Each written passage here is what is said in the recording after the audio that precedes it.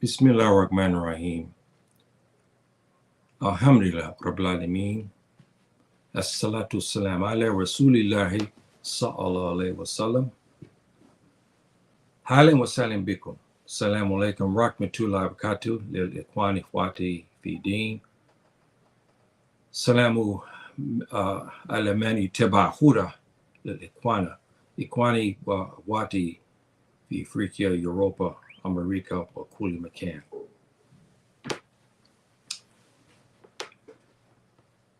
How you doing, my dear brothers and sisters on Zarama? And I'm going to continue on our saga about Andalusia and the Futafula in it. Some administrative notes, my dear brothers and sisters. I have gotten a lot of negative feedback. People want me to stop. As long as I was let the status quo go by not mentioning anything about our accomplishments, then it was okay. But the minute that I wanted to talk, then that's a different situation, and then bring the history according to who participated and the ethnic groups involved in it. And that's hit a raw nerve.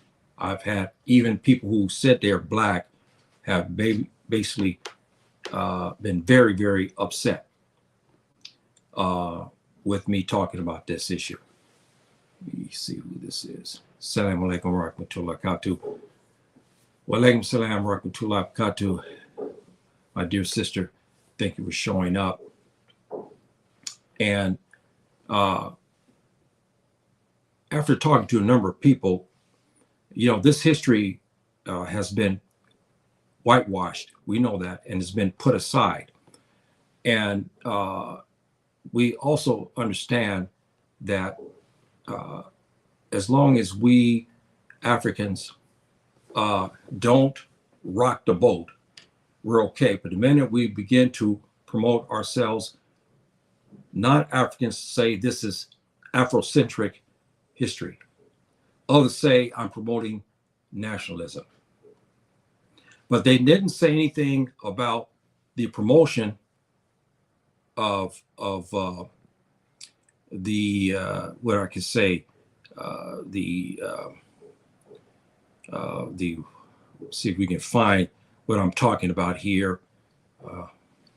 I got problems again today, my brothers and sisters, with this same problem again of them erasing my my photos out of they erased many photos out of my my account again. It's really atrocious, and you're not going to believe also the Black Antiquity. Let me see. You're not going to believe also what they're doing in my Facebook account. Yeah, they've erased all of those pictures again. Incredible.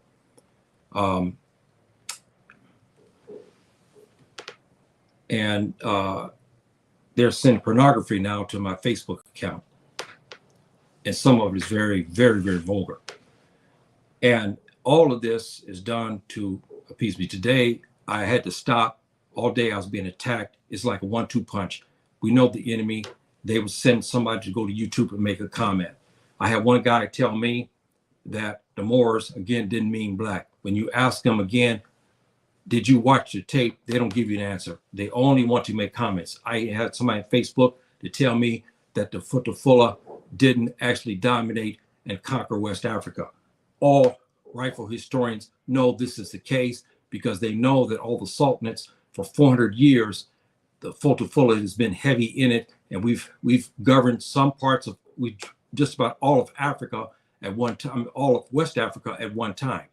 And so, and then when I asked him to, provide any proof, he could not provide proof. I've had others talk about that the Moors, again, were not black, but just Muslim, and there was no color. If the color was not a matter, or ethnic group was not a matter, then why is everybody changing our accomplishments and taking us away. If I go and start to paint the kings of England and all other Europeans as black people, the same enemy of ours would be talking against me. See, so saying, why are you doing this? This is wrong. This is not right, and so forth, so on. And so I don't know. Again, like I said, what's behind this? We know it's racism, but they don't want to see us progress at any time. Okay, now we're going to start here, brothers and sisters. You remember last time we talked about the Morabitoon? I gave you the history. You know what's happened, what transpired, and whatnot like this. And we know that the Morabitoon had its start in Maghrib Aqsa. We know that. And the modern day Mauritania. And then they went into the famous Tukrur region to get safety because they were smaller numbers and they were being attacked by many Amazigh groups. And then they went to Tukrur where they developed, and then they gained strength and numbers, and they began their jihad northwards all the way into present-day Morocco. Then we got we took control of Maghrib Aqsa. We took control of it. Now our brothers in Andalus were in dire straits because the Visigoths, you heard me talk about, was now in control of or trying to take over the control of the Muslim state. So now we fast forward now to about 1085 AD, and the Muslims were weak. They were divided into fiefdoms. Each one was declaring himself king. In all of the area in green, they all had certain amount of land, and they were corrupted to no end, as you heard me talk about, and I showed you proof and a couple of the films talks I had where it showed the debauchery that was going on there. So they have now been threatened by the north, the Visigoths that you see, the king of Leon and so king of Castile and so forth and so on. So they're now being threatened, and because they stopped to pay the tax. And some of the stuff that was going on with them was horrible, to be honest. Making bending over and making not prostration, but making kneeling to bow down to the rulers and so forth and so on. Like the situation here in this movie where they depicted this about what happened in Morabitoon in 1085. Now, this is what we had a Muslim to your left. He's one of the kings of one of the kingdoms there in Andalus, and he's paying tribute here to the enemy, a Salibi, a Visigoth, and you see him bending over to kneel down to him, and plus he had to pay up his annual taxes that they collected, which is our wealth, and they were collecting quite a bit of money, and they were too weak at this time to fight back. But this is what we have, and they come there and they get mistreated. They are talked down to as though they were punks, and this went on for a long time. And some of them got tired. The other ones were still living good, even though they had periods of time where they had to bend down and swallow their pride to go down to the feet of the enemy and to a Christian. But they left there and went back to their kingdoms, and they lived a very wealthy life and so forth and so on. So this type of saga was going on, but some began to rebel and they refused to pay the new tax. Alfonso was smart. He knew how much wealth was in this green area. Wealth upon wealth. He knew, he was there. He saw all the gold. He saw all the luxury and whatnot that was present in all these kingdoms. So he raised the taxes tremendously. This in turn angered some, as you heard me talk about last week, and they began to inquire. Now, everybody heard, even Alfonso, who was king of the Visigoths up in the north, here in this gray area there, all of them heard about Morabitoon. They know Morabitoon was a force to be reckoned with, since they now controlled Maghrib Aqsa. They now controlled it. They were running it. They were governing it. And they brought it under their tutelage and their governance. So now they sent the writers you heard me talk about last week about a week ago, I guess it was, to get him to come into in the area of the green here, what they call a Caliphate of Cordova. I don't like to use that term. The Sultanate of Cordoba, where the Muslims were, to come fight on behalf of the Muslims against the Visigoths. And so this is where I kind of left off. And at this time now, I showed you the last time the hug between the two main principles in this for the Muslims were Timid bin Abbad, and then we had Yusuf Tajassafin, Rahim Allah, and he was the Sultan of Maghrib Aqsa at this time, and Mortimid Bad was one of the kings of one of the fiefdoms there in Cordoba, and it was him who sent his representatives there to convince our brother to come leave Africa and leave Maghrib to come into Andalus here in the green to fight the Visigoths. All of this was agreed to. They got the fatwas, which you heard me talk about.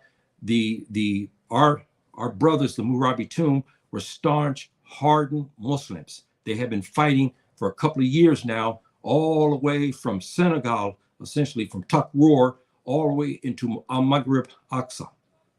See, and so they were hardened. They were fundamentally Muslims. They took the Quran and the Sunnah fundamentally, because there's no fundamentalism inside Islam. But to give you the basis on how strong and devoted they were to Islam, I use that word fundamentalism. So now they entered, and I showed you what happened here the last time we talked about how they came and hugged. That was Mortimid bin Abbad, and then Yusuf Tajassafin. And now we're going to talk about the fight.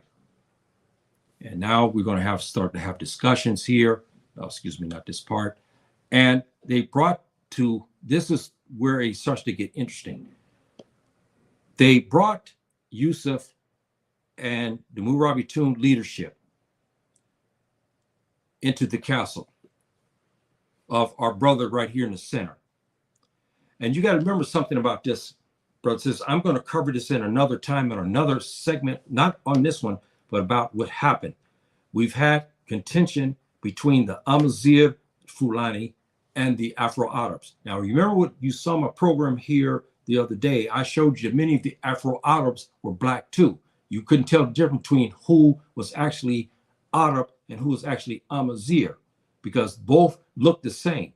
And you saw my evidence that I gave by what some of the, like Alfonso, what he said, some of the historians said about this issue. But anyway, they inside the castle of this brother in the center here, they tried to serve our brothers with gold cups.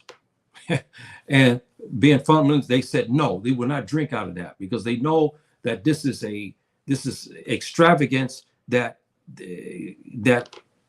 it's forbidden, okay, and whatnot. Especially when you have a great population that's living well below the poverty line at that time. There, it was so the wealth of these fiefdoms were great, but the people remained basically poor. And this is what caused a lot of problems there as well, because the Amazigh revolted many times because they were taxed unfairly, and high taxes was given, and they were fought and imprisoned. We've heard this many times in the United States what happened with us. So this was going on also in Andalus before this big war occurred. So our brother Yusuf said no to it. and the leadership, his leadership also was against this, this type of thing too. And I had something here to show. Yeah, okay. Here they got up. They were so angry about all the luxury they saw in gold, gold rings, plates, and gold all over the place. So here they stood up. Now here, remember before I talked to you about Ray bin Ray here in the right. He's one of the generals I told you from Takrur region, and I have been doing a lot of research to find out his story, and we really couldn't get too much out of that. There's a lot of confusion about his real name as well. And here he is over to your right. They all stood up. Yusuf to Josephine is over to your left. And you remember now, you know what he is. He's a black man. We talked about that. We showed that. And I gave you proof days ago about what a French historian who came to meet him at one time described Yusuf to Josephine. And he did not describe him white. You heard what he said. Clear brown color with kinky hair. Okay.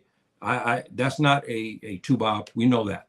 And so we know this is historically wrong. But just to give you the gist on what's happening here, they've talked and a little bit, and he was not happy about all this gold and extravagance. So his generals over to your right were very, very upset about what they saw. And they saw the poorness of the people. Then they go into the castle, and they saw all of this wealth that was not being distributed out to the people.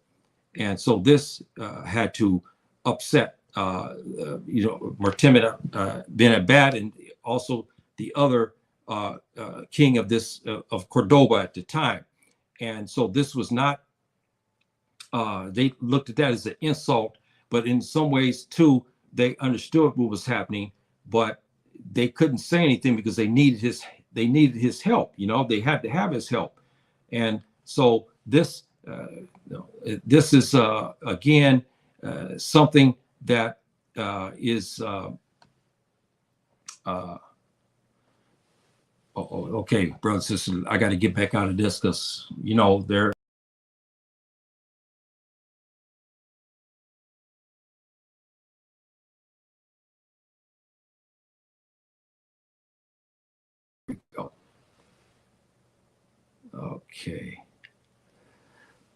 Okay.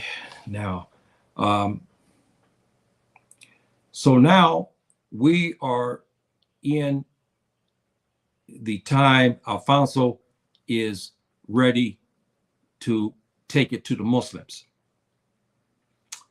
And he is worried of the Africans who came. He heard of their reputation, but him being a racist, and he looked down on the Africans because they had African slaves there, and they looked down on the Africans and the brothers from the Sahara, and they figured it may be easy fight for them. But his counsel told him, don't do it. Don't be this way. You better give a good game plan against these guys. But he was more or less, hey, look, these guys are not anything. They fought in Africa, but this is Europe. They didn't realize that in many ways, the fighting that went down in Africa was far more vicious than what they were going to encounter. And since they ran for thousands and thousands of miles and took over a lot of territory, these are great fighters, because it's not easy to do, because you're subduing another man and his area. And this is not easy to do. He's going to fight tooth and nail and do everything he can to keep it. He was defeated. So they had to take this into consideration, which they did not do. So Yusuf to Josephine, brothers and sisters, now sent a letter. This is here, little parts of the letter. I know it's in Arabic language because this is where you're going to find it. This letter here went to Alfonso. And excuse me, no, this is not it. I didn't bring that letter. Excuse me. I'm sorry, brothers and sisters. That's not the letter. I'll get back to that one in a minute. There was a letter. I didn't put it in here, so I can't blame that someone took it. There was a letter that was drafted by Yusuf to Josephine to Alfonso, and it was very blunt. As you heard me talk about a week ago, he gave him an ultimatum, but he told him that what he worshiped was misguidance in this letter. And then he gave him 3 demands. Of course, Alfonso said no to that. So the battle was coming very soon. And I want to show you something, brothers and sisters. I want you to take a good look at this. This is a kind of a chronicle history of what happened to our brothers and sisters. And our brothers who took Andalus, and to give you a timeline on how far they went up to fight. They fought the Franks, who we know as the modern day French, later on. And remember, I gave you the synopsis of Charlemagne, where Charlemagne had described the black soldiers who he was fighting. He was fighting the black soldiers, basically Mujahideen groups from 778 to 824. As you can look on your right hand side, they constantly hit the Morabitoon for a number of years, as you can see there. And each time he was being held off and defeated by the Morabitoon, which they called again Moors. Remember, we talked about Moors. And again, brothers and sisters, when we talked about this word, it's amazing how much generated heat comes about when you talk about this word Moors. It's amazing just about how this word here generates a lot of hostility, a lot of hate, and a lot of negative feedback. But anyway, this gives you a chronicle of what happened and how we took it. We came in from Africa, Morabitoon took this, and then what happened, and they've began to fight in earnest for a long time. But you saw that there was which I may get into another time, a big fight again in 732. As you look to your far right, where it says Tours up there, which is in modern day France. And what happened there, I kind of gave a little bit last week about how it was a bloody war as well. All of these battles here, brothers and sisters, to take this territory was bloody. Okay, a lot of our brothers lost their lives here. No doubt about that. And I will cover the 711 invasion when we took Andalus from the first time. And I'll talk about Tariq ibn Ziyad. I'll talk about that situation at another time as well. But now we're concentrate on what happened with Morabitoon and this big battle, Zallaqa, because Zallaqa, it was something. And as we start to get into this more, let me see here. We got a couple of people here. Yeah, wa alaikum salam, my dear brother. Thank you for showing up. And thank you, my dear brother, for showing up. Wa alaikum salam, rahmatullahi wa barakatuh. Shukran jazilan, barakallahu feek. Thank you, my dear brother, for showing up. Oh, he's a Moroccan brother. Oh, yeah. Oh, now that's great. Salam alaikum, akhi. Yeah, he's from Morocco. There's a Moroccan flag there. I appreciate it, brother, that you showed up today. Thanks very much. Shukran jazilan. I'm talking too fast. What happens when I'm changing from English to Arabic, you know, that is when you have to change. It's not easy, especially with an old man like me, because things don't work as good as they used to be, you know. So thank you very much, my dear brother. Okay.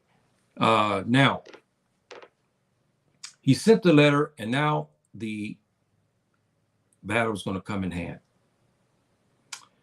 And we had a situation now where the Visigoths were a big force. Now, some of the racist historians today tried to minimize this, but you got to remember some of the Visigoths and the Franks, the French, modern day French, they were in cahoots to fight and to dispose of the Muslims once and for all. So they had a number of force. Now, the Morabitoon, we're not sure. We heard there was estimates from 10,000 to 30,000, okay, warriors. But 10,000 at least, I think that is a low number, because we know that from the Takur region, Ray bin Ray was general of all the brothers from Sudan. And I don't want to get into Sudan again, because I've talked for weeks about what Sudan means black, and in that region of Takur. They said he had between 4,000 to 8,000. I'm more inclined to believe he was between 6,000 to 8,000. He brought up to Andalus, and these was hardened black brothers. Okay, they came from that region. They have been fighting along with Morabitoon. They were now part of Morabitoon. You heard what I talked about him and these fighters and what happened. They were fighting, and they've been fighting for years now. So now they joined their Amazigh brothers to go up into Andalus. And so we could say maybe there's upwards of near 30,000. My estimates, I believe, is between 20 to 30,000, what I believe. And so you have a battle about ready to ensue. Now, you heard me talk a week ago about something that happened that only Subhanahu wa ta'ala can do. Alfonso was smart, and he was wicked on top of that. And he was a adversary, a worthy adversary, because he was a very wicked man. But on top of that, he was very smart militarily as well.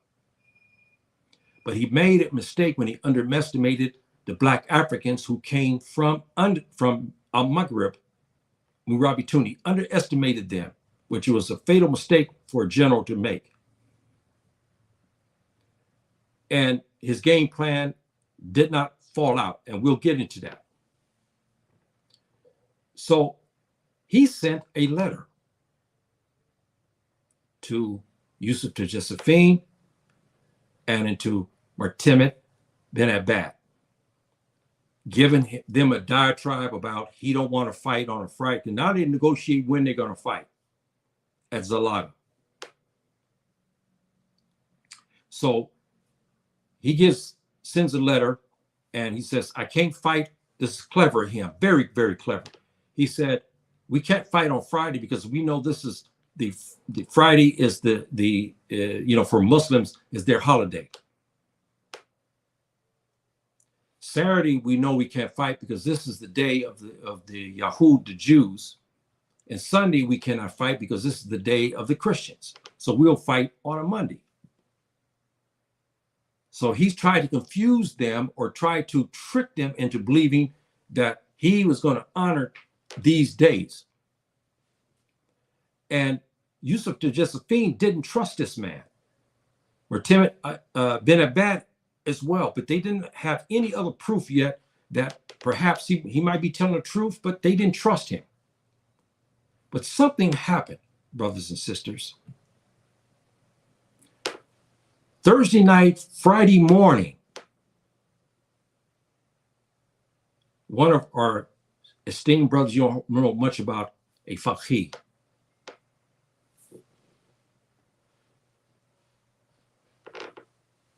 Romela Kortabi is his name. He was there with the Mujahideen, and he was there also as a scholar of Islam to give advice and whatnot. That night, he had a vision that the Prophet ﷺ came to him. And he was told that he would be shaheed, meaning that he would die in this, but the Muslims would be victorious. Now, there's another version of this which we cannot find. I've been doing research and cannot find, but there's another version of this stating that he said that Alfonso would come to attack them on Jumu'ah. But we cannot find this version that has been laid out by some of our historian scholars who talk about this issue. I know this is in Arabic language, but this was written about what had happened. From this point, he went to go wake up Yusuf to Josephine. He went to wake up Mortimer Abbad and all the other commanders. Our brother Yusuf Josephine told all the soldiers, Mujahideen, now wake up here. You can't, if you can read Arabic. Here, Yusuf Josephine told his people here to read Surah Anfal. You say, why? Because this is what the Muslims did in early stages. This is Sunnah. Before you have a battle, you read the Surah, what you call Surah Jihad, which is Surah Anfal, which is number 8. He told everybody to recite that and to get ready for battle.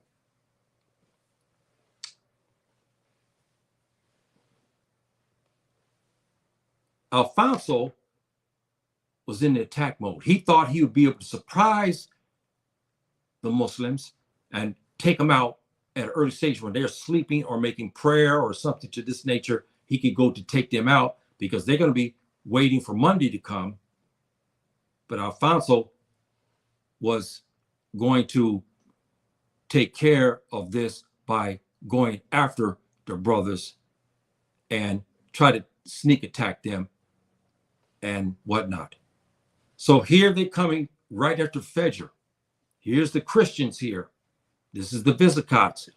This is Alfonso and his army now coming to fight, thinking that our brothers will be asleep and not ready for it. But that's not the case. Because of the mushahada and the ru'ya that our esteemed Faqih Romela Qurtubi had, everybody was waiting. So the Muslims began to meet them. It had to shock Alfonso because he thought he was going to sneak. He's fighting on the day that the Muslims have high regard for it, because Friday is a high regard day for us as Muslims. You know that we have our special salat and so forth and so on. It's a special day for us. It's like an Eid with Muslimin, we call it, every Friday. So now here's come Alfonso. And Alfonso is coming and whatnot. And the Muslims are in position now to get ready to fight. Now, I'm going to show you something, brothers and sisters, to help you to get to understand. Before they, I tell you, this is really, they've removed a lot of pictures again from my thing, brothers and sisters. I am so sorry about this. They removed a lot of pictures here. I had a picture of them making their oh boy, I don't have it. They removed it out. I want to show you something. This is something that I drew up, and I want you guys to see this because I'm going to give you what's happened. Zallaqa is made up of rolling mountainsides, okay, to your right, to left. And then you see the green here is it's a lot of forest trees and so forth going up onto the mountain range. This is where they decide in a big valley they were going to have the fight. In the red is Alfonso. He parked his people behind one lower mountain range there. That's where he kept his forces. Over to our left is in blue is the Andalusian from Andalus. And in the black is the Morabitoon and also the Amazigh. The Amazigh who were in Andalus now decided to join forces with their brothers, the Morabitoon. So they were also in camp and they were on the side where it says all black there. Now the battle's about ready to start. And here you have in the center here with the dots around it, you had Alfonso. In the red, he had his division set up, and to the left is our brothers from Andalus. Yusuf Josephine had a beautiful plan, brothers and sisters. You notice here, all in blue is Andalusian. You don't see anybody from the Morabitoon who's in black. This is by design. This is by design, brothers and sisters. So they met here in the center of Zallaqa, and now the battle is about ready to come down. And I wanted to give you so you can kind of figure how it looked, okay, and what it looked like and whatnot, and the area that was about ready to have the fight. And so and now the issue is been decided. It's time for war and whatnot. So now we get to the point where the battle is going to be done.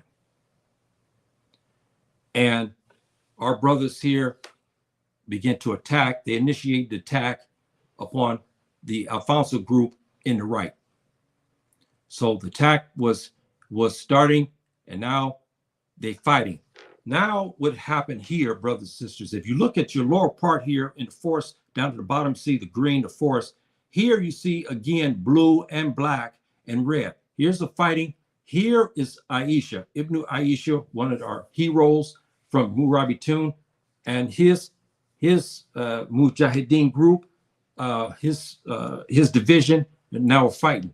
They had left, you remember from what we had showed previously here, they had broke off some half over here, begin to meet, which he came to the right over here to your, down here on this side of the mountain to your left into the battlefield here. And this is how we got them to start the fighting here. I put it small because the numbers were not great, but the numbers at the above there were great. But as you see here, Alfonso outnumbered the Andalusian. Okay, they were killing them now. They were beating them. As you see how this is, they start to overwhelm them. They start to take them out. So a rider from the fight now goes to visit at the camp of which is the Morabitoon here, and he gets ready to tell him what's happening, that their plan is not working in this regard, that the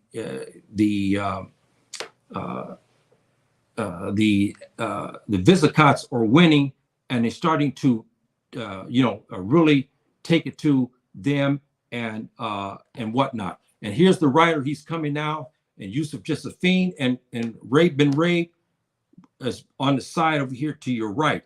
And here's the rider now. He's the Amazigh, who's from Andalus, okay, who's now fighting on the side of their brothers Morabitoon. So he come in now. He's telling them what has happened in this fight and that they're getting slaughtered. So Yusuf Josephine now has to tell our other famous brother, Sir Ibn Abi Bakr. He had to tell him now to get his forces to go and to assist. So now he joins the fray. He's now joining the fray, and now he's helping the Morabitoon the Andalus to help now to get no, excuse me, not this part. We got the fighting, and they're fighting here. He's coming, and let me see here where I can get this.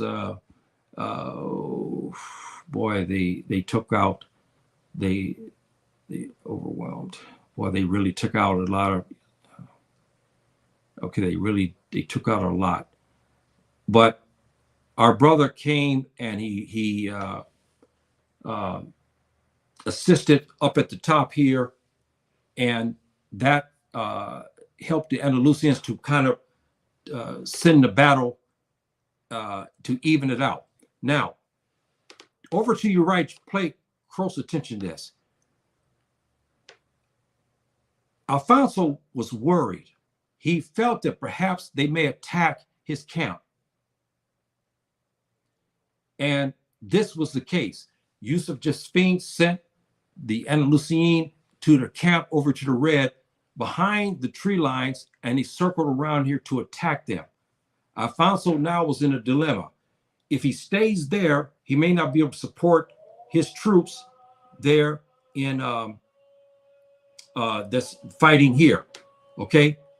So if he did leave to go fight and support his troops, he's afraid that perhaps there may be another counterattack from Yusuf Josephine, the Mujahideen, to come to take out the camp. So he's trapped. So he decided, I'm going to go and join the fight anyway. The fighting at the bottom, Ibn Aisha was fighting the Visigoths and so forth. It was an even battle so far and whatnot. But in this plan, brothers and sisters, Yusuf Josephine did something very, very interesting. He had told them, Abu Aisha, to leave, to go, to retreat, to play like he was scared. Now, this is what we got. So this is the plan now, brothers and sisters. Here you see down at the bottom, Aisha and his troops begin to go to the tree line. See them now, I'm showing you in the black. They're going at the bottom. They're going towards the tree line. Here is Alfonso and his people in the red right there. And they see them retreating. They start to try to come to fight them, but they knew that perhaps if they followed them over the small mountain range into their camp, there may be an ambush waiting. So they let them to retreat, which in a way was a fatal mistake, but in a way they had no other choice. So they let them to go ahead and retreat back to their camp. They figured that they had wiped out enough of them, or if they had them afraid that they would not join the fighting. They will in a time. And now up at the top, you see all black. Here's all Morabitoon. I put in black because the people were black. As you heard me give the evidence, what Alfonso had said about them and about what the scholars said they were blackamoors. They were black, they were Moors. And so I got them in black. And so now here you have Sarah, Abi Becker, and he is leading his group to go to supplement the fight. As you see here, the Andalusian who are in the center here are almost dying out. I mean, they literally almost finished them off. And you see they're now in position. Now here's come the brothers here to the left to come to join to fight. And they did fight. And they begin to decimate Alfonso's team in the red, his group in the red here. They begin to decimate them. Down at the bottom, Ibn Aisha began to retreat. See, now here's something that was very interesting. As you see this going on, Alfonso is sitting back. He is now joined. He's sending his force to join at the top here to go fight Abi Bakr, to fight him. He left his camp to the right open because he had no other choice. Either he stays there. If he stays there, he can't supplement his army, which he feels it will be defeated easily because he has a big army behind him. But if he stays, I mean, if he leaves, he's felt that maybe they're a counterattack. They could come behind him, which they will do in time. So here I'm showing you something where they are coming now to fight some of the troops from Alfonso in the red. They're now trying to come over here to go after again our brother Ibn Aisha. But as you saw me say, he began to retreat to go back into the tree line. So now it's a wasted effort because as his people come to join the fray, here's the Morabitoon running to the tree lines, running up into the mountain range to go back into their camp. So he made the fatal mistake. Now, here's what's happened, brothers and sisters. This is the fatal mistake he made. As Alfonso, you see in the red here, joins the fight to come to fight and take out the Morabitoon, who he feared more so than he did. He made it a calculation here. He said, should I go fight over to my right or should I go fight to the left? He felt that if he wipe out the cavalry of Ibn Aisha, then he would be in better. He can circle around and attack the Morabitoon. It didn't work because the mountain range that he was going to go over, it would have led a trap. Yusuf Josephine went all the way down, you see around the tree line, back, and he attacked his camp. And he decimated everybody, brothers and sisters. They didn't leave nothing standing. The horses were killed. all of their meat, whatever chickens, whatever, everything was killed. Again, horses and everything. This in the back, he left doctors, he left other dignitaries back there, and so forth and so on and whatnot. And Yusuf came, Josephine and Morabitoon came from the hills on the side here, the tree line behind the forest here, and it began to attack. And they wiped out everybody, brothers and sisters. Okay, they wiped out everybody in this. And so I'll give you some of the pictures that it shows here, so you can get a kind of look at this. Okay, yeah. Here is one of the pictures where they come to the camp, and they begin to attack dignitaries. They had politicians there. They had doctors, surgeons, and whatnot for the battle. They begin to wipe them out because Yusuf Josephine was a smart general, and he was guided by Subhanahu wa Ta'ala. His game plan was masterful. So he came behind our Alfonso. So he came there and he began to wipe them out. Okay, literally wipe them out, and they didn't leave nobody standing. And so they fought. And here's this is Alfonso. It's a little bit ahead of the story, but I wanted to show you the decimation of what they did to this camp when they first attacked. See, this is the first attack. Here's Alfonso here talking to his men. He don't know which way to do. He stays back and protects his camp, or does he go join the fray? And when he joined the fray, of course, we know what has happened, because he was beaten. His people were massacred. He did not know this because he was still in battle. He went in to join the fray. He went after Abu Aisha, as you've seen that diagram I showed you here. He went after him, and he decided that he was going to do this and whatnot. And what made this also interesting, brothers and sisters, this may be mundane to a lot of people, but I wanted to show you how important, because people study this. And why I'm harping on this, I'm taking a lot of heat, which I don't care. I'll fight back. I fight back with history and so forth and so on.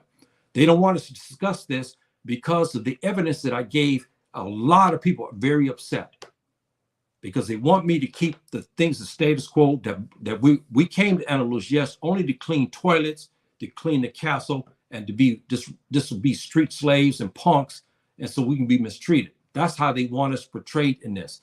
I refuse to do that because I know it's not the history. So I'm accused of Afrocentric Islam. I've been accused of all this. I don't care because it's a lie. I worship Subhanahu wa Ta'ala, but I have to give the right history because we deserve it. Our Africans have been slighted for centuries because of this white racism, okay? But on the fairness of this, brothers and sisters, we got documentation from Europeans themselves. So we can't say everybody's racist, because a lot of documentation we got on who was there, what color they were, and the ethnic groups came from the Europeans, the Tuba. So we have to give credit where credit is due. The modern Tuba is the ones who I'm talking about. They have, since they could not whitewash it out, they put everybody white, or they just say the black people weren't there. Then they say, yeah, they were there, but they were only there as slaves, and they worked in the castle to clean toilets and clean the castles and so forth and so on. So now we at this point, brother, sister, I wanted to push that point because the history that we should be proud of has been whitewashed, and I'm giving it to you, and so you'll have a basis, because all of us we should have a well-rounded education. Yes, we have Islam. We should study, do this, yes, but we should understand Islamic history. This is Islamic history, brothers and sisters, and it's our part of the history that's been taken away. This is why I'm talking about it. Okay, let me see who we got here. Thank you, my dear brother, and your comment. Thank you very much. Thank you. I really appreciate Jazakallah khairan. So, brothers and sisters, we are at this point now where we got to the point where we know Yusuf has attacked the camp. We got here. You see, genius plan. He took the brothers from the camp here around the tree line and around to his camp. And again, they said this massacre was so great. I mean, you know, it was a literal. I mean, just a massacre. Okay, a massacre.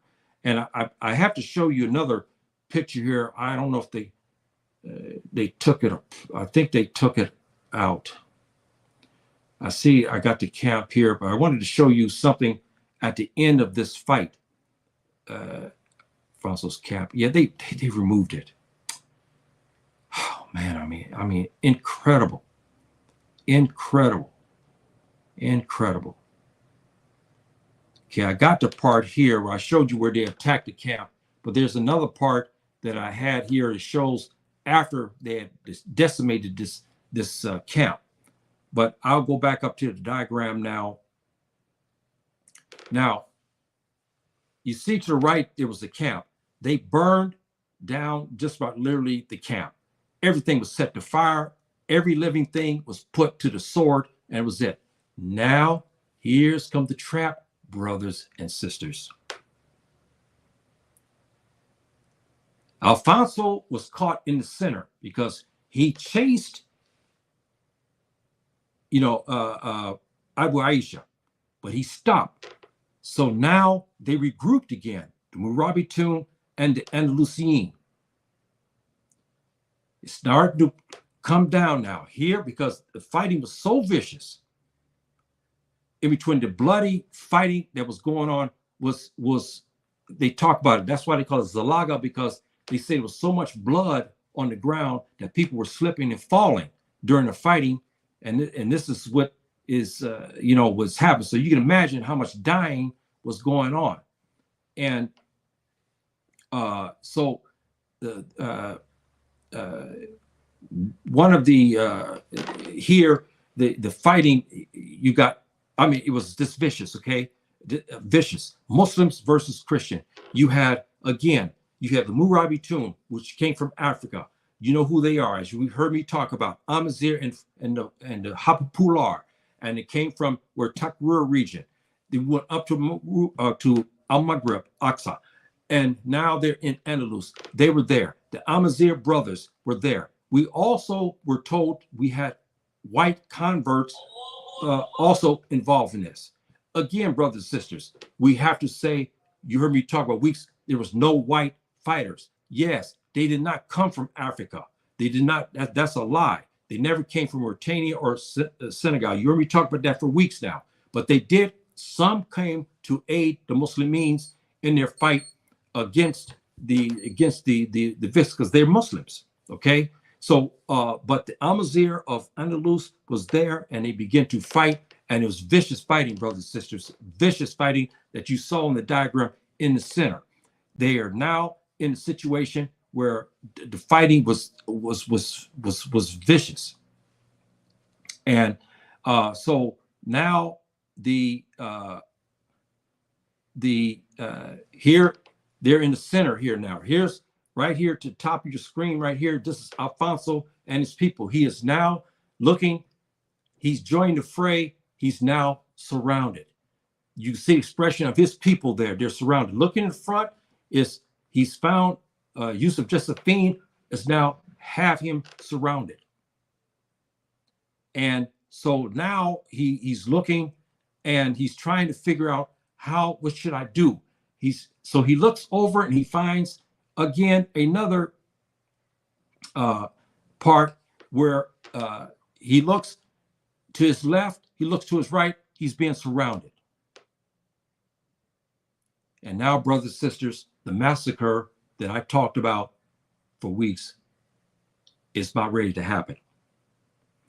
You know, I never talked about Ray bin Ray, right? I did talk about the Sudani, the 4,000 to 8,000 troops. Yusuf Josephine was smart.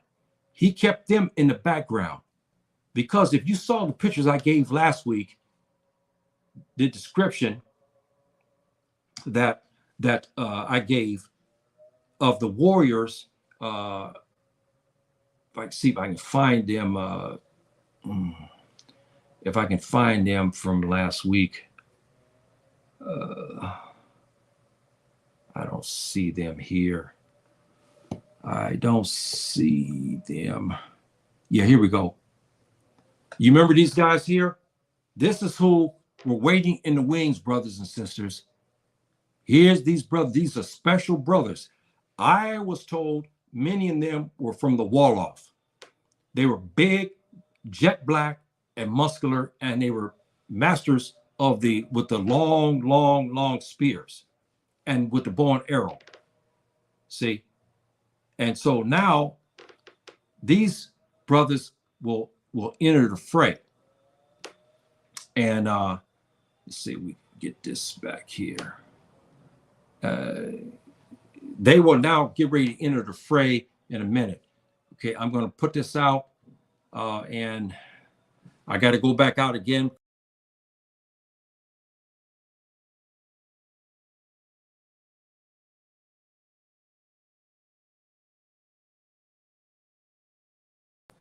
Okay. Yeah, okay, my dear brother here. Yes, thank you very much. Thank you very much, my dear brother. Okay, now we got them surrounded. And what I'm going to show you a picture here, brothers and sisters, of how it looks. Here is 3/4 of what has happened. You see in the center here is Alfonso. You have Morabitoon, you have the Andalusian, you have the Amazigh, along with some, they say, white converts were also in the mix. All of them now is now in the process of surrounding them at Zallaqa. And it's about ready to be lights out. They said when all this fighting was going on before this, he lost approximately over half of his troops before he got surrounded here by the trap by Yusuf Josephine. So before this, I want to show you something. Up at the top of the mountain range was the setting of our brothers, okay, the Sudanese from Tukrur. They had the drums they brought from Africa, and they began to beat these drums. And you can imagine what they were looking at when they heard those drums beat. It's very loud from what the reports say. Okay, very, very loud. And then okay, I don't see, they took them out. Okay, yeah, here we go. Now, our black brothers, they say they were Wolof. Now, I heard this. They say it was a lot of them were Wolof.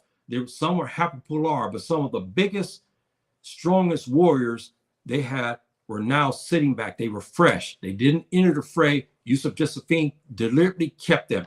Here they are here at the top of one of the mountain ranges here, and they are shooting arrows down on them before they get ready to attack them. And so what has happened, they begin to, again, I got to show you this. If you see this is Zallaqa. This is what you got here. In the center is Alfonso. He is trapped, brothers and sisters, okay? He is literally trapped.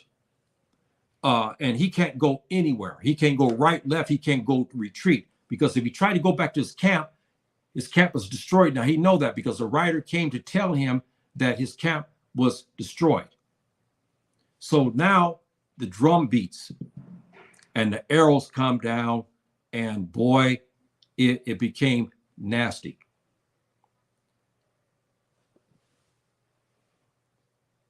Here's what it looked like. You see how I put this in big and black down at the bottom here. 4,000 battle-hardened Sudan soldiers with long spears begin to descend down as everyone else began to go crowd into the center to defeat Alfonso. And this is what has happened. The Sudanese here in the center here, you see how big and black I put them because they were big and black. And you can imagine they had spears that were quite a few meters long, heavy. their heavy ornaments. Plus they had their sword, and they had bows and arrows. Bows and arrows coming from the bottom here. You see here where I got the black marks. These are the marksmen who shooting arrows at Alfonso in the center. And then they stopped, of course, and then the Sudani soldiers come out with camels, with horses, and long spears, with turbans, and they begin to attack, and they begin to wipe out the Visigoths. And it was a massacre. It was bloody. And they said only 500 was left. Some were taken as prisoners. Some did escape during the fray because there was so much dirt and dust. Alfonso and some of his dignitaries did escape, managed to escape, and so forth. They said approximately 500 was left out of, again, we've heard estimates between 10 to 20,000 of the Visigoths who were in the red. They were now down to approximately about 900 when this fight began to come down, and approximately 400 were killed off, leaving them with 500. Many said it was even less than that. Some say there was only about 100 that was actually left, because when the Sudani troops came with the spears, they began to really, destroy this army that's in the red. They used the spears, and they began to stab people with these long spears, throwing the spears, and so forth and so on. So you can imagine they were getting hit. They turned to the right. They had all the others. They turned to their behind them. You had Yusuf Josephine, who you can see is coming from the tree line from your right. And here the blue, because now the Andalusian, they have been decimated. It wasn't many of them left anymore. So all you see now is black. And the blue in the center here is the Andalusian. Okay, that's them. That's what is left. There was not many of them left now because of what has happened. Because Alfonso, remember, the first of the shoulder battle, they destroyed many of the Andalusian. What was left were now the Morabitoon, who were black folk, okay, coming from Maghrib. This is who now took the battle, and you see here to your left, remember, Ibn Aisha, who we treated, remember before, they played like he was scared, now has left the tree line, is going to enter the fray. He's surrounded. The Andalusian is in the blue in the center. Over here, you have remember, Sir Abi Bakr. He's coming over top at the top of the screen. And of course, over to your right is Yusuf Josephine is coming from his camp, which he destroyed. And it was a massacre, brothers and sisters. Okay? It was a literal massacre. They said 500.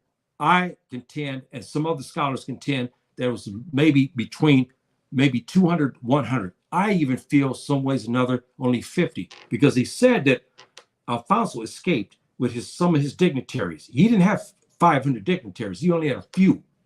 So he has some guards, his guards and some other dignitaries. They said they managed to escape, and I think the rest of them were decimated. I believe they were taken out.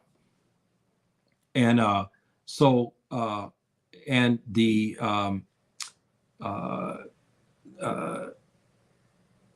okay, where we got here, I wanted to show you how it looked when they were leaving from the camp to join. This is Abu Aisha with the Morabitoon cavalry, and he's back near the camp, as you remember, on the side of the mountain. And now he's coming now to go back to enter into the fray, as you saw me, put. And then, of course, I showed you this. And here to your left is actually Abu Aisha and his men who came from the hillside to go here. Over to your right is Yusuf Josephine. He's surrounding them coming this way. The only thing in this film, it didn't show the Sudani soldiers coming down with the lances, but that's okay. That's okay. No problem. Now, only a few was left.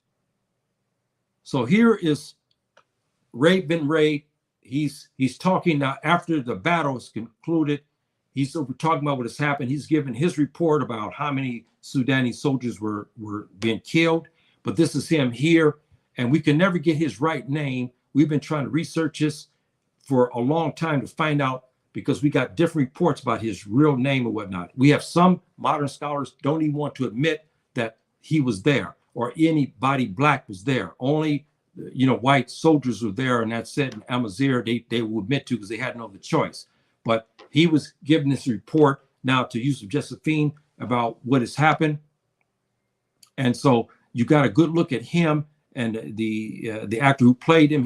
This is a good actor who played the Raven Ray, because as the Arabs described him, he was he was a very tall man, very black in color and dignified, and he was a staunch, hardened Muslim.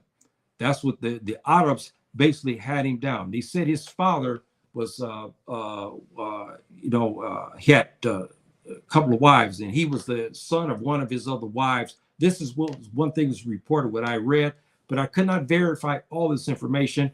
But he was now talking after the fight. So you saw what has happened, brothers and sisters. And I gave you the synopsis of this battle. And there's a second part to this, because now we get to the sadness. In the next episode, I give you in days or so, inshallah ta'ala. And I have to preface that by saying I don't want to get too much deeper into that. It's very sad, but the battle went good. This is something that is still studied today. The battle plans of Yusuf Josephine, and this battle is world famous. World famous. A lot of people have studied this because our brothers played an integral role in this and whatnot, in trying to preserve Islam in Andalus, because it was important that they did preserve it and to keep Andalus for the Muslimin, in which they did. This was a turning point because Alfonso was ready to take them out. And so we know this is the case, and we know that without the Morabitoon coming in, the Sultanate of Cordoba, Andalus, was going to be taken out, because now Alfonso was ready. But our brothers from Africa, from Maghrib, from Mauritania, from Takrur, came and to save the day. And this is a battle that's worth remembering, and a battle that we have to talk about, because our brothers played the most interesting role in this particular saga. And without their help, we could not have secured the kingdom, because our brothers who came in 711 is the one who opened it up, who secured it and kept it. So for 300 years later, our brothers will return again in 1086 to preserve Andalus for the Muslims again. And as you see by this chart, how all these battles that took place, you can imagine here when they start to fight the French was constantly from 778 to 814 AD. They were constantly attacking Andalus to take it over, and they were being turned back by the Muslims, by the Moors, they'd say here. They turned them back. You can see that. And 721 shows here that the Moors would turn back at some parts of France. So again, there was battles going back and forth. The brothers finally made it up to Tours, that your right hand up here, at a later time. 732, you see they fought up there, but it was a stalemate. They said they were defeated. I guess you could say it was a defeat, but they said nobody actually won. And the Muslims had to retreat back to Cordoba. And so you can see after that, the French began to have running battles with the Muslims for a long time, for many, many years and decades, as you see that. So this is an important aspect of history, brothers and sisters. And, I know it may be mundane to a lot of people, but I look at it from a standpoint, because I want to have well-rounded education, because from the time I'm an old man now, almost near 70, from the time I was a little boy, as you heard me say many times, our history's always been slighted. When I was at school, I remember, I hated it because they showed us as monkeys, basically as monkeys, being stupid, ignorant, and living in tree lines and so forth, eating bananas and acting like monkeys. And then when I got to high school, when it came to African history, they showed us our history began when the white man came, the Tubak came to take us as slaves. That's history. Or after that, they will say in the book there was no other history. See, so I had to live with that. But as I got older and start to do my research and I start to meet good people, good historians, black and white, okay, black and Tubab as well, and I began to pick up our history and I ran with it from there. And so I'm going to make a point to give this to you, because I didn't have this given to me when I was young. I had to research, and people came my way when I went to college. I had professors, African professors, who I learned under, and I wish most of them are all dead now.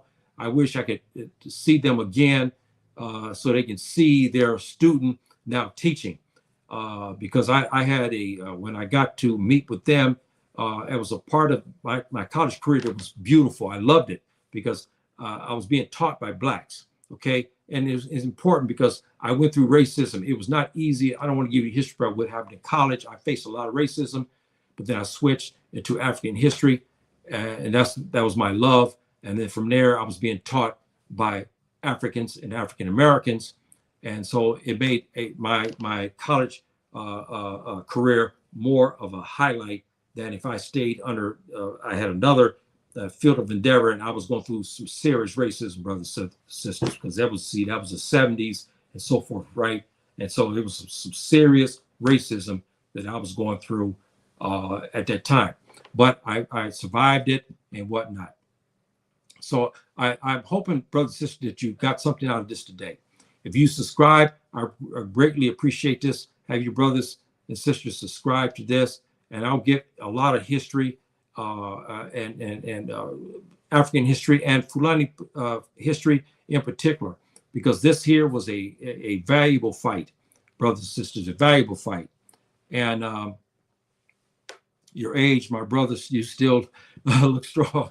Oh, thank you. Well, yes, my dear brother, I exercise. I try to walk daily, and to keep my strength up, because if you don't, when you get older, it's not good to just lay around and watch TV. I watch my share of TV, old movies, and so forth. I look at things like this because I still have that American in me, you know what I mean?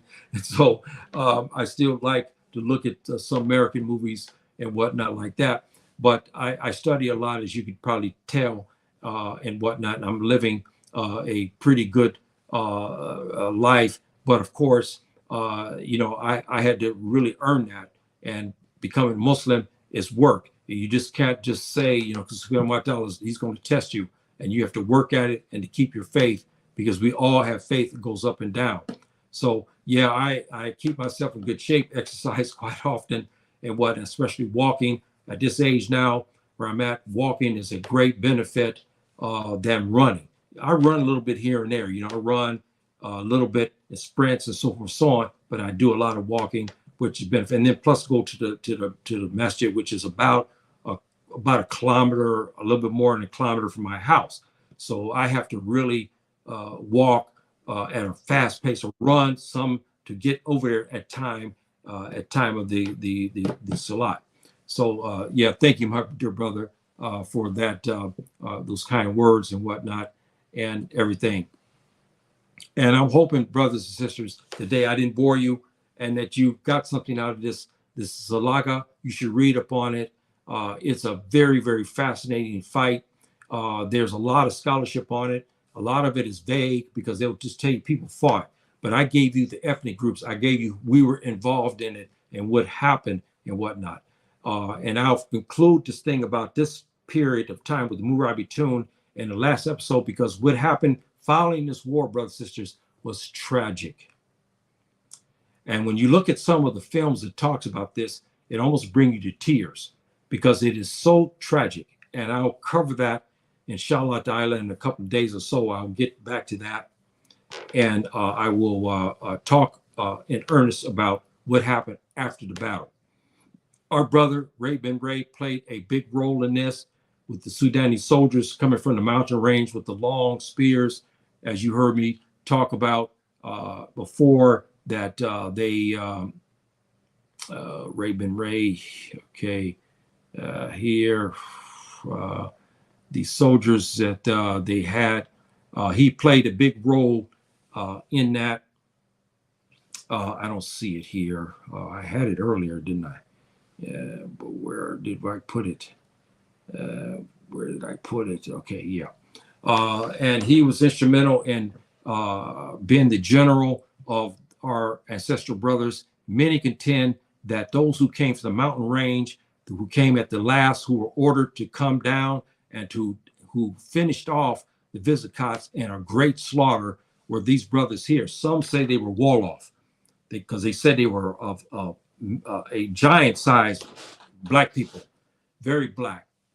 And they came down on horses and camels and whatnot. And Ray Ben Ray played a central part into fighting in this and to actually secure the victory for the Muslims as Zallaqa and whatnot.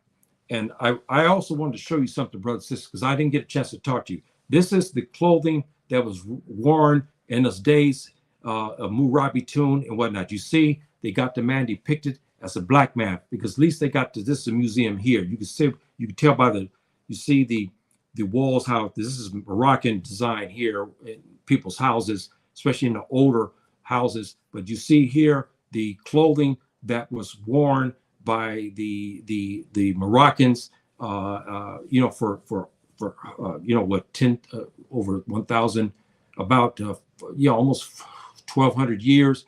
Moroccans were wearing this, and this is our Fulani brothers mixed with Amazigh. Always remember that the Fulani here are not pure Fulani; they're mixture. Like me, I got Amazigh and Fulani blood. We're mixed because we came up here. We married women here. We married Amazigh women. We married Tuareg women. So we have this. But this is the clothing. I want you to see this. And the here in the white. We remember talking about this. We call Sirham. I have one, but not mine. It's not white. Mine is black. It's a very, very interesting document. I mean, clothing, because it keeps you warm. You'd be surprised what it does for you and whatnot.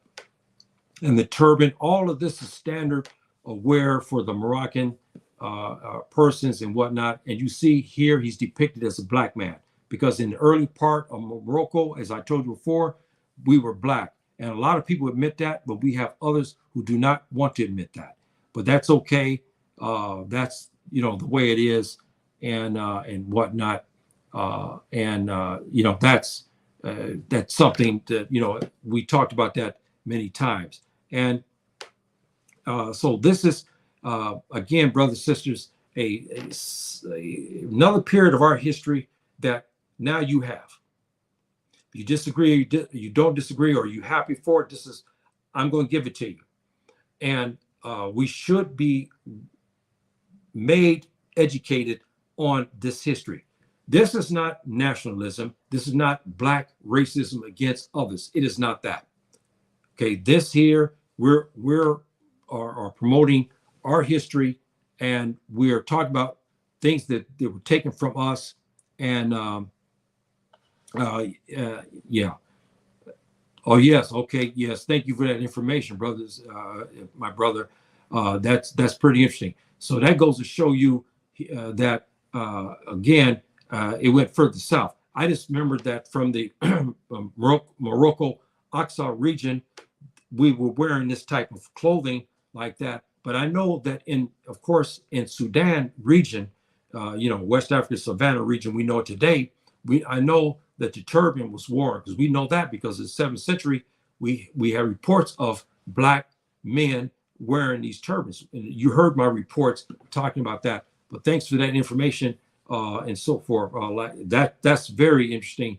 Way down to Guinea, because I have Guinea Bissau is, I have my mother's origination there is Guinea Bissau.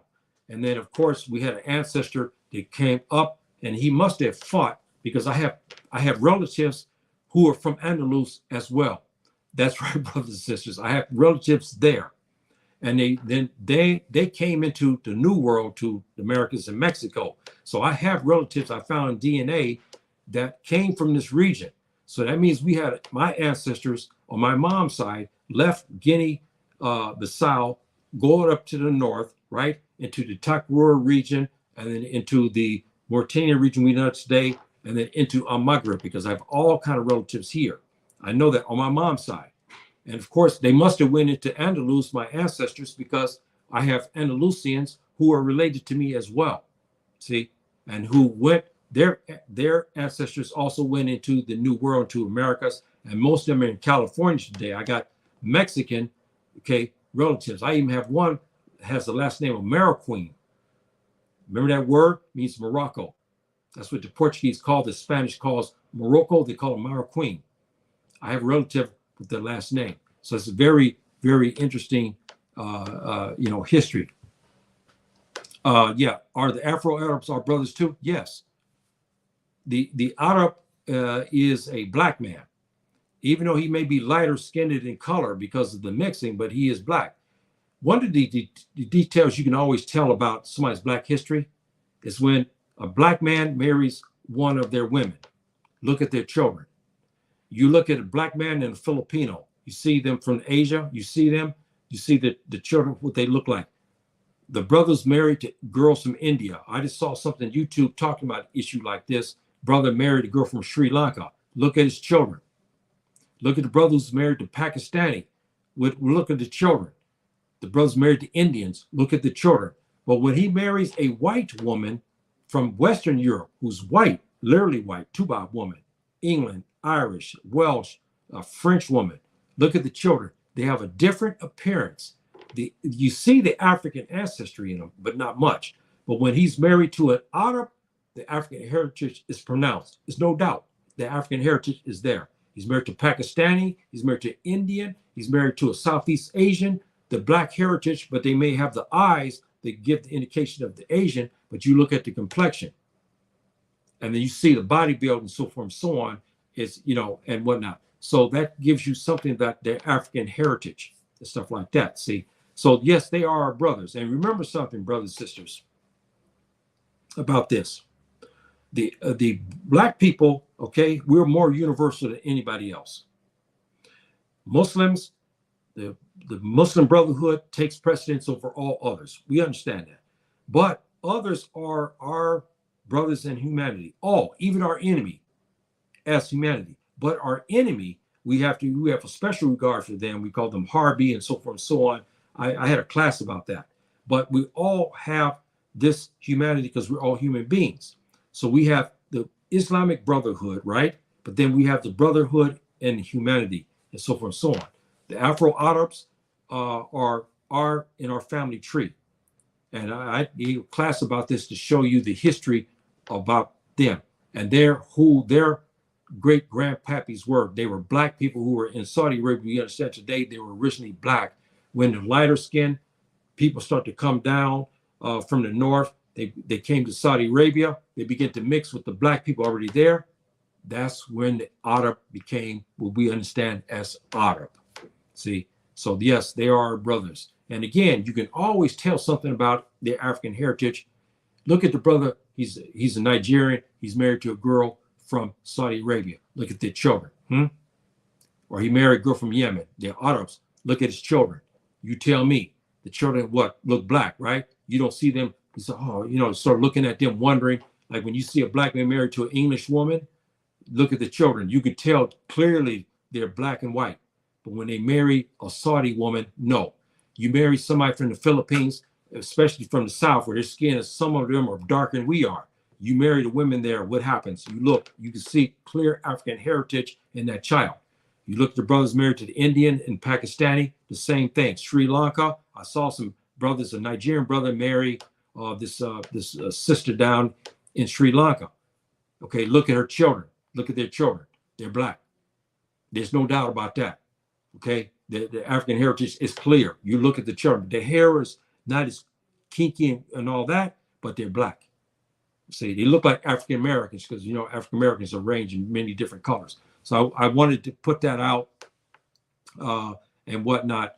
And I thank you for that. I think I've been real long today, and my wife's told me it's time for me to get my this prayer in for Maghrib because I missed it, and it's time to get my prayer in here. So, brothers and sisters, I'm hoping that you guys got something out of this today, and you learned something about the history and whatnot. And if you guys want, please subscribe. I appreciate it greatly and whatnot. So, dear brothers, I'm going to leave you with that. And thank you all who showed up today. I greatly appreciate that. So I thank you very much, and stay safe out there, brothers and sisters, because the world is a dangerous place today. And yes, I will. Thank you, my dear brother, for your blessing. Thank you very much for your prayers and whatnot. And I'll leave you guys with that. Assalamu alaikum, rahmatullahi wa barakatuh.